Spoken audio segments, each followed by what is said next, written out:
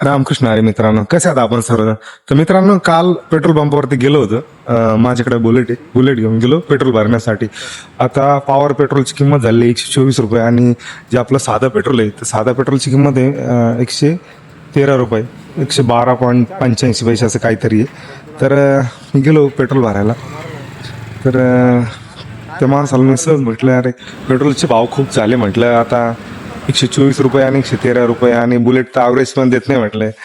तर तो म्हणला जे परवडत नाही म्हणला. मी तर फार परेशान म्हटलंय. आपल्याकडे दुसरी पण गाडी आहे म्हणलं FZX, कधी ती पण चालवतो मी, परंतु बुलेटची जी चालवायला मजा आहे ती दुसरी गाडी चालवायला मजा नाही येत.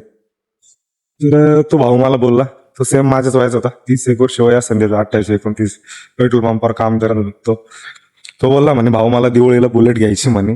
पेट्रोलचे भाव किती पण उंच जाऊ दे म्हणे, परंतु जे आपलं स्वप्न असतं म्हणे ते स्वप्नाला पूर्ण करतच म्हणे माणूस. आणि एक आतून ती एक आग असती, जिद्द असते. तो म्हणे 22 वर्ष झाले म्हणे वडिलांकडे पॅशन प्रो गाडी म्हणे, आणि ती पॅशन प्रो मी अजून पण वापरतोय फक्त या गोष्टीसाठी की मला बुलेट घ्यायचीच आहे. एक माझं स्वप्न आहे म्हणे बुलेट घेणं.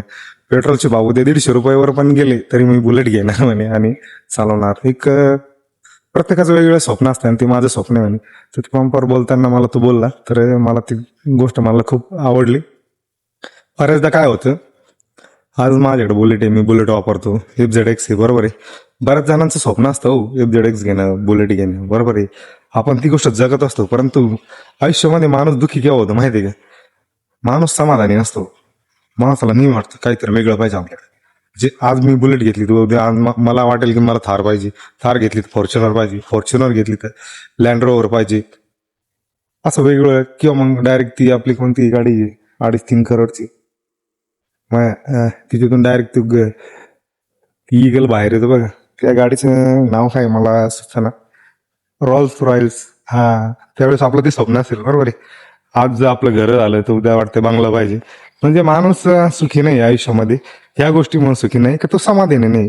माणसाने समाधान मानावं, आणि असं नाही की समाधान मानून तिथंच बसावं, प्रयत्न पण करत राहावं पुढे वाटचालीसाठी, परंतु असं एकदम असताना हावरट मानावं का थोडस समाधानी पण असायला पाहिजे आयुष्यामध्ये, आहे की नाही. म्हणजे आपण ज्या काळात जगते ना, हा प्रेझेंट म्हणजे वर्तमान काळ आहे, ज्या गोष्टी आपल्याकडे आहे त्याचा उपभोग घ्यायला पाहिजे आणि आयुष्यात समाधानी राहायला पाहिजे. माझं एवढंच म्हणणं आहे. तर मित्रांनो, आपला व्हिडिओ जर आवडला तर लाईक, फॉलो, शेअर, सबस्क्राईब करा आणि आपल्या भावात नक्कीच तुम्ही मदत करशाल हीच तुमच्याकडून अपेक्षा. रामकृष्ण हरी.